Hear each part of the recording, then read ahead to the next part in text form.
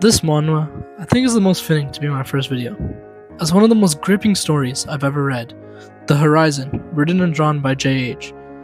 It's a manhwa that's short, intense, and it sticks with you. It's not your usual series, and that's why I think it's worth your time. Let's break it down. To start, The Horizon is set in a world that's wrecked by war.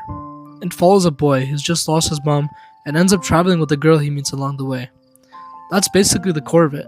Just two kids walking forward through a landscape of ash and ruin.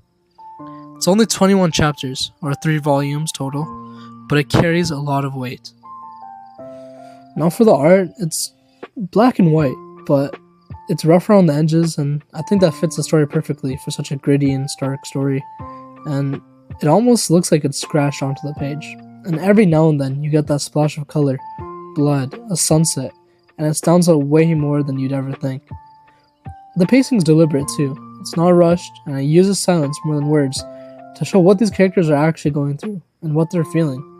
They don't even have to say much, but through their bond, their exhaustion, and how they're holding on to whatever's left, you kind of get an idea to what they're actually thinking. So, should you check it out? I'd say so.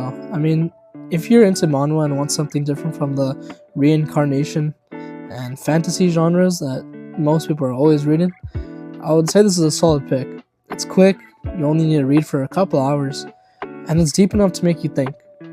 If you're okay with darker stories that don't pull punches, I think The Horizon is absolutely worth it and definitely worth the read.